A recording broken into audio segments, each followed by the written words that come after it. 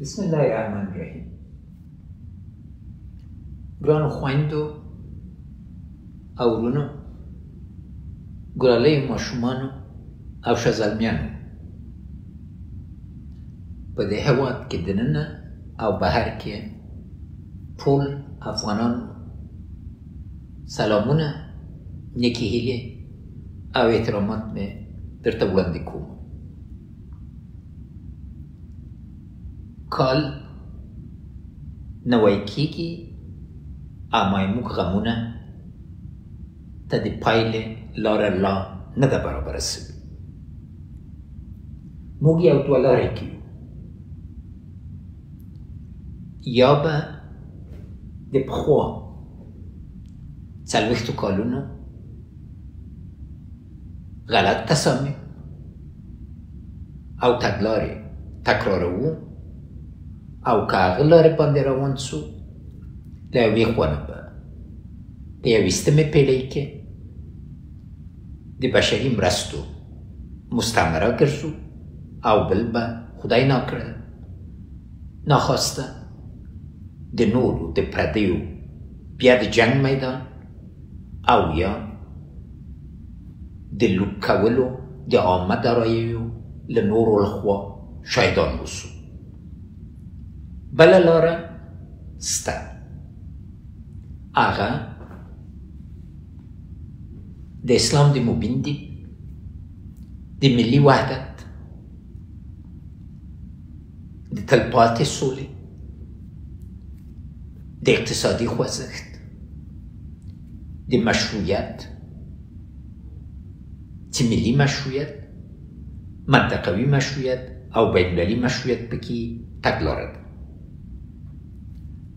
نو ضروره ده چې موږ یو ملي بحث خپل منځ کې پیل کو او نتیجې ته ورسیږو. که یو بل ونه منو او افغانستان د ټولو کور ونه ګڼو او هر افغان ته د دې حق ورنکو چې خپل افغانیت، خپل غرور، خپل اسلامیت او خپله ژمنه ثابته کړي، فرصت به هم له لاسه ورکړي. د یو بل په منلو کې نن موږ ټول ټولېدی سو، او د خدای له برکته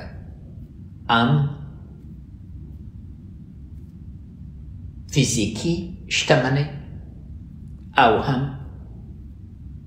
پانګې او هم خاصتا انساني ظرفیتونه لرو چې د هغه لارې نه کولی سو چې له لوږې، له مجبوریت، له بېوزلي نه ووځو. یو ملي بحث اجنډا غواړي. د دې دپاره موږ باید هم له تاریخ نه عبرت واخلو او هم په دې پوه سو چې موږ فطرتا آزاد پیدا سوي یو، او یو بل ته له احترام سره ګټو سترګو لیدلو سره کولی سو چې د تاریخ په سختو شیبو کې یووالي ته راسو.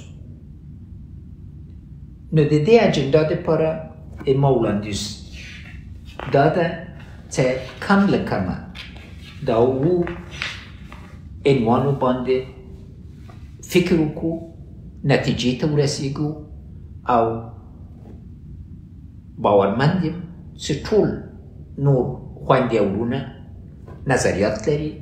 خاصتا خویندې نن ډېر سخت وضعیت کې دي، ځکه د کورنۍ د مدیرانو په حیث باندې نن دوی دا فیصله باید کوي چې کوم ماشومې ډوډۍ وخوري او کومې وږی پاتې سي. دا موږ افغاني غرور او ملي شعور سره مناسبه نه ده. نو ځکه لومړی پکار ده چې وضعیت تشریح کړو. په څه رقم خوږ سوي یو، کوم اقشارو صدمه لیدلې، لومړی توپونه څه دي او په څه طریقه هغه مرستې چې راځي په شفافه او مؤثره توګه مدیریت شي. دوم، موږ باید په دې ډاډه اوسو چې اوس چې اروپا کې اور بل سوی، لومړیتوبونه د نړۍ به هلته تمرکز لري او موږ باید خپل راتلونکي ډوډۍ امکانات ژوند خپله برابر کړو. دلته دا اووه کاله ثابته کړله چې له اوبو نه نیولې تر موقعیت پورې موږ د ظرفیت لرو چې ځان ټول کړو. ستونزه په امنیت کې وه، د امنیت په موجودیت کې موږ زر خوځښت راوړی سو، اما ضرور ده چې هغه ټولې طرحې چې موجودې دي او نوي فکرونه چې سته د اوسني وضعیت په لیدلو سره ورباندې بیا غور وسي او زر حرکت راسي. میلیونها انسانانو ته انشاءالله تعالی به کار پیدا سي په شرط چې د اطمینان او اعتماد فضا جوړه سي.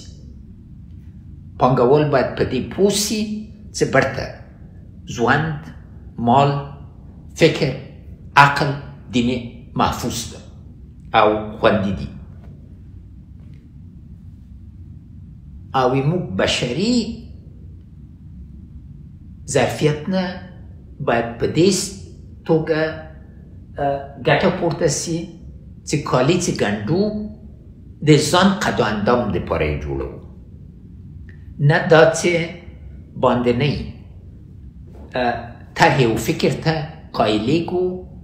موږ کولی شو چې په خپل ظرفیت باندې خپل امکانات، مثال په توګه موږ صادرات چې 2 میلیاردو ته رسېدلي وو، انشاءالله تعالی په څو کالو کې څو چنده کېدی سي او دا خوځښت پکار ده چې ټولو ته ګټه ورسوي.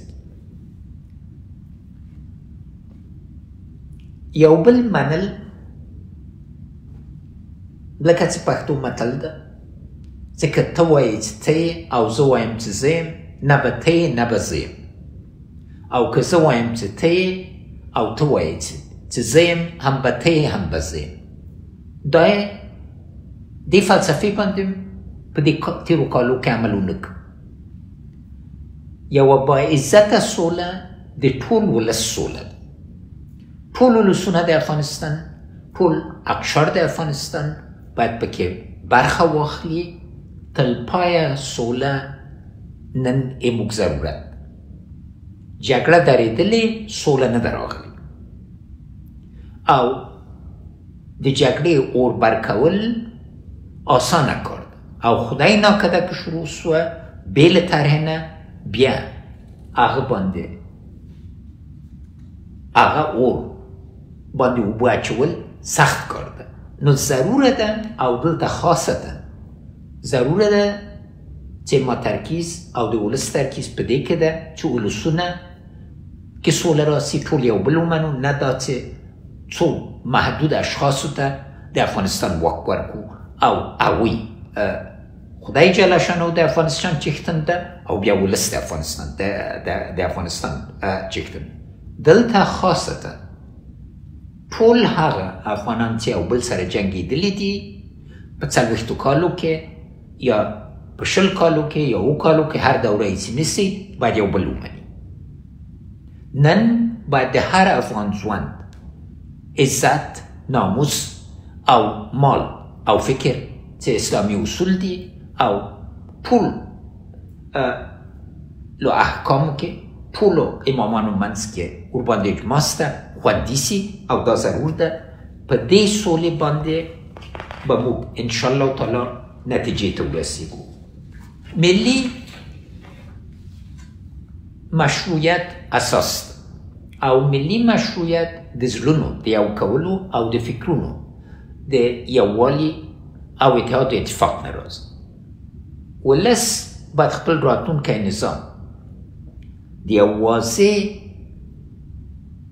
بحث او اجماع له لارې نه جوړه کړي، ځکه اجماع، ملي اجماع په واقعي توګه پکار ده چې افغانستان کې داسې یو نظام راسي چې تلپاتې وي.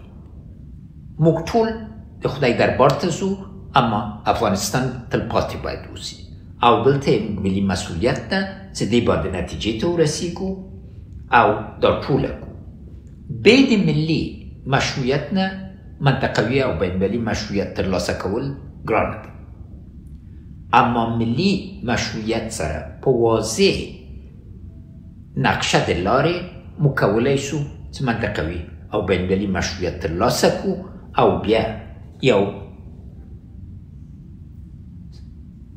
سرلوړ افغانستان باندې نتیجې ته ورسیږو. او د دې لپاره اومه خبره مې دا ده چې نړۍ بدله سوې، ګاونډیو او منطقې سره همغږي او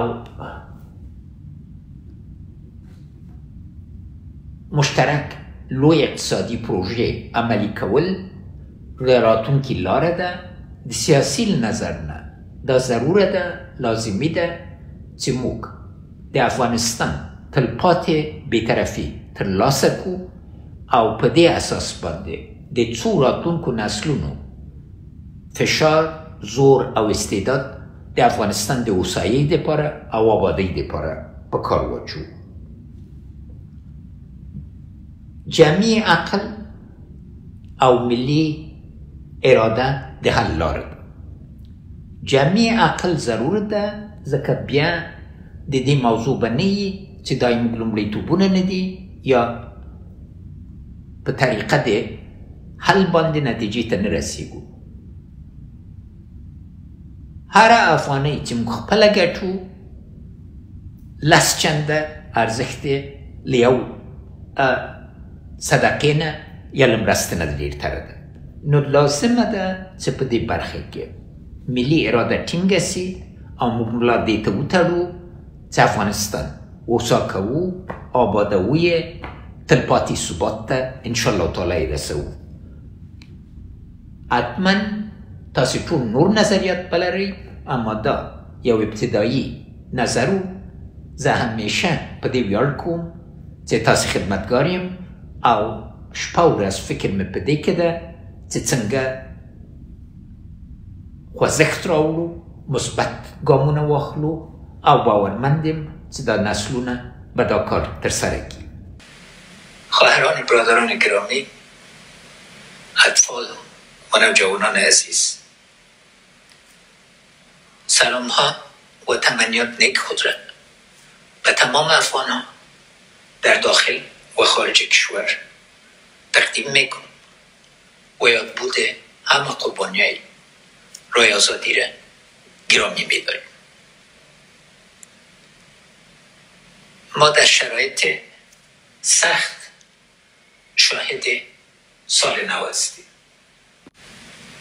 بر یک دوراهی قرار داریم. اگر اشتباهات گذشته را تکرار کنیم و یکدیگر را نپذیریم و اتکا به حذف و انحصار داشته باشیم، خدای نخواسته حادثات بد تکرار خواهد شد و شعله‌های جنگ دوباره شروع خواهد شد. راه بدیل، راه همدلی، وحدت واقعی، ملی، همپذیری، تمرکز بر تحول واضح اقتصادی بر زندگی و تأمین غرور و احترام انسانی هر افغان، خاصتا زنای قهرمان افغان که امروز به تصامیم بسیار دشوار دچار هستند و باید تصمیم بگیرن کدام اولاد خود نان بدن یا نتن، و همچنین جوانایی که پشت کار میگرد، غیره و غیره. مثال ها زیاد است. از این جهت راه واضح ایجاد یک اجماع ملی، یک گفتمان ملی است. یکی از نقاطی که باید مطرح شود است که اجندای اساسی این گفتمان ملی چی باشه و به چی شیوه مجازی و به چی ترکیب مجازی و حضوری اجرا شد. از از جهتی که بس شروع شود حداقل 7 موضوع در قدم اول باید مورد تحلیل و تعمق ما قرار بگیره تا راه حل واضح و مشخص ایجاد کنه.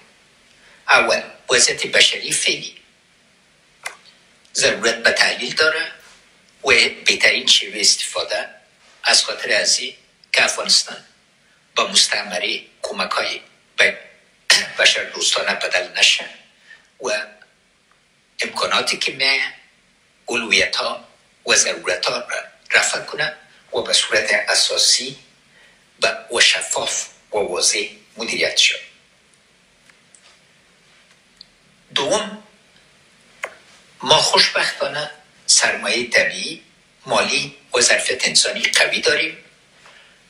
بر استفاده از ضرورت به طرح اقتصادی که برای خود ما ساخته شده باشه داریم.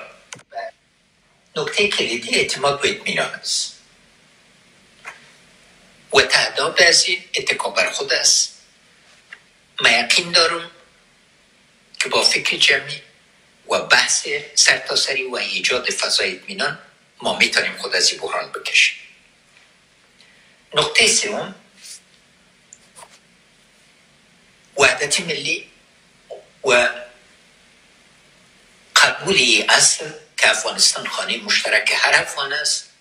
هیچ افغان از افغان دیگه کده برتر نیست، هیچ افغان از افغان دیگه کده کمتر نیست. با همپذیری هم دیگه ما میتونیم به صورت اساسی یک صلح واقعی را که صلح را بین اقشار و طایف‌های مختلف ملت باشه، خاصتا بین کسایی که با هم جنگیدن و امروز باید یک دیگر را به حیث برادر و خواهر قبول کنن و بر خانه مشترک خود اقدام کنن. نکته ششم، مشروعیت ملی و بین‌المللی است. کسب قدرت آسان است اما تحکیم آن سخت است و حکومتداری قرن 21 به اساس رفع ضرورت‌هایی که مردم تعیین میکنن و به اساس ایجاد امکاناتی که مردم با هم به وجود میارن و توزیع عادلانه و انکشاف متوازن بین بخش‌های مختلف مردم افغانستان صورت میگیره. مشروعیت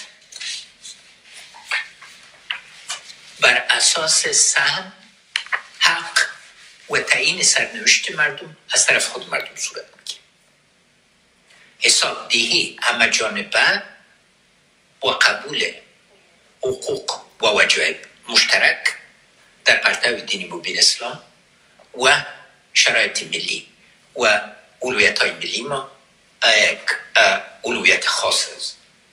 مشروعیت منطقوی و بین‌المللی بدون مشروعیت ملی امکان پذیر نیست و از جهت از اینکه ما مشروعیت منطقوی و بین‌المللی باید به دست بیاریم، باید یک طرح واضح مرحله وار داشته باشیم، چون در یک شب صورت نمیگیره و شرایط بسیار واضح باشه که چطور مردم افغانستان صاحب سرنوشت خود میشن و با هم راه به وجود میاد. نکته هفتم، ثبات و رفاه ما وابسته به همکاری‌های منطقوی و ایجاد اجماع منطقوی و بین‌المللی سر بی‌طرفی دائمی افغانستان از یک طرف و ایجاد تقویت تحرک اقتصادی در افغانستان از طرف دیگه است. ما نمیخوایم که میدان جنگ قدرت‌های مختلف شویم.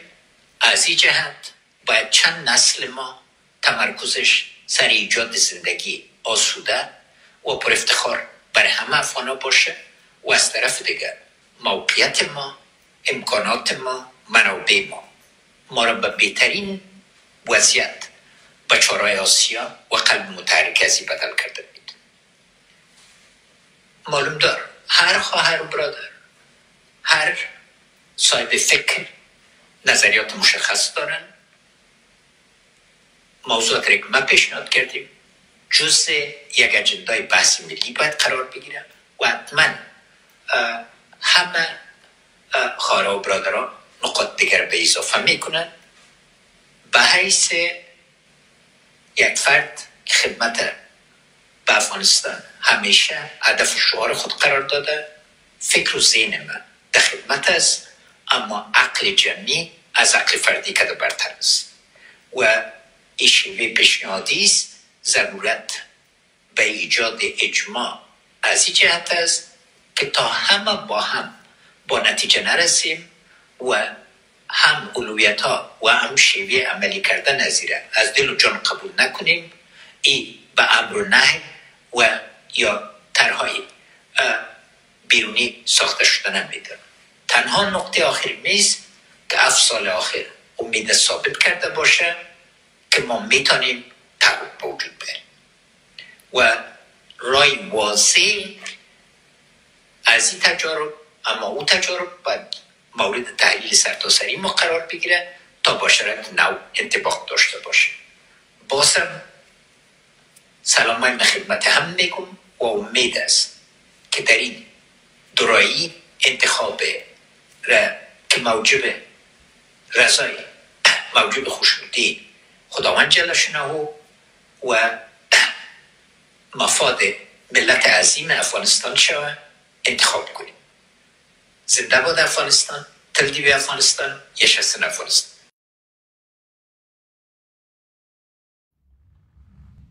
بسم الله الرحمن الرحیم. گران خویندو او رونو، ګلالی ماشومانو او ښځلمیانو، په دې هېواد کې دننه او بهر کې ټول افغانان سلامونه، نیکې هیلې او احترامات مې درته وړاندې کوم. کال نوی کېږي اما موږ غمونه